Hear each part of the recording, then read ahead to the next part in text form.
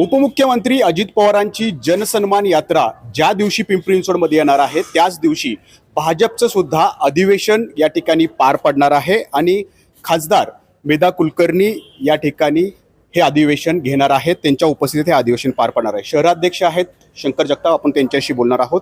या निमित्तानं तुम्ही पिंपरी चिंचवड आणि भोसरी या तिन्ही मतदारसंघावरती दावा करणार आहात?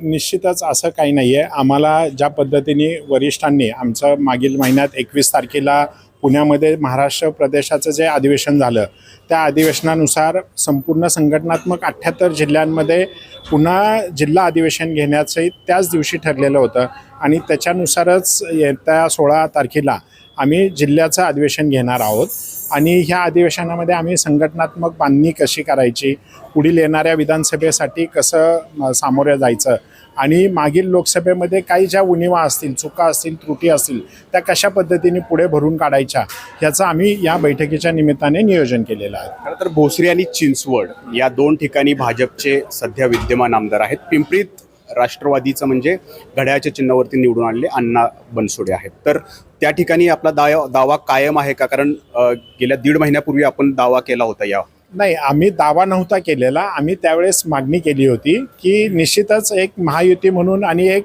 पक्षाचा अध्यक्ष म्हणून कुठल्याही पक्षाच्या अध्यक्षाला किंवा कार्यकर्त्याला हे वाटत असतं की आपले नेते आपल्या कार्यकर्त्यांना तिथं पाठबळ मिळावं, त्यांना संधी मिळावी, अशा पद्धतीने आमची ती मागणी होती।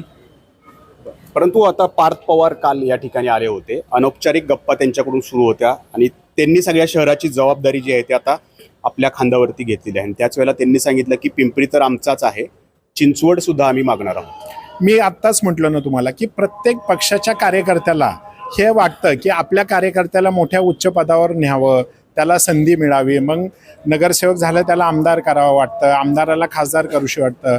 अशा पद्धतीने प्रत्येक कार्यकर्त्याला, म्हणजे मी फक्त भारतीय जनता पार्टीचंच नाही म्हणत, चिंचवड सोडण्याची तयारी तुम्ही दाखवू शकताय भविष्यात? नाही, चिंचवड सोडण्याचा किंवा ठेवण्याचा हा विषय नाही आहे, हा विषय पक्षश्रेष्ठींचा आहे।